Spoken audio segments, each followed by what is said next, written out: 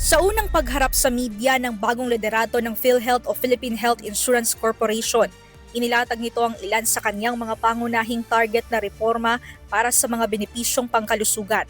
Ayon kay PhilHealth President at Chief Executive Officer Dr. Beverly Lorenho, una sa kanyang plano na ilapit sa taong bayan ang Yaman ng Kalusugan Program o YAKAP.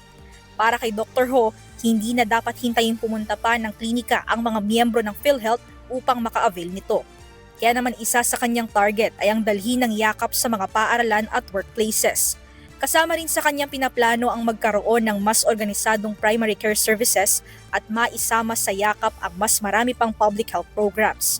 Nais rin ng bagong pinuno ng PhilHealth na matutukan kung ano-anong mga serbisyo ang maaaring ma-avail ng mga pasyente mula sa gobyerno. Bukod sa public hospitals, gusto rin ni Dr. Ho na hikayati ng mga pribadong ospital na makipag-partner sa PhilHealth upang makapag-offer sa mga pasyente ng no balance billing rates o NBB.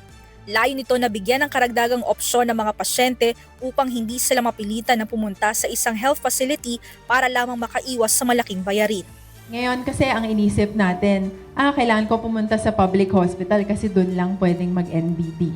But actually, there are many private hospitals, for example, that are willing to provide the services at NBB rates. No? So how do we just bridge those? May kama dito, may willing magbigay ng NBB, pero syempre kung hindi alam ng pasyente, takot rin sila pumunta doon. Kasama rin sa kanyang mga plano na pabilisin ang proseso ng licensing at accreditation process ng DOH at PhilHealth para sa mga healthcare provider. Pag-aaralan ng mga ito kung pwede sa isang platform na lamang mag-apply ang mga provider imbis na manual na magsumite ng aplikasyon sa magkaibang sistema. Ito ay upang maiwasan ang matagal ng paghihintay para sa kanilang approval. Sa ganitong paraan, naniniwala si Dr. Ho na mas maiiwasan umano ang red tape.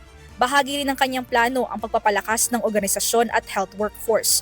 Ito ay upang ma-empower at ma-compensate ng tama ang mga health worker.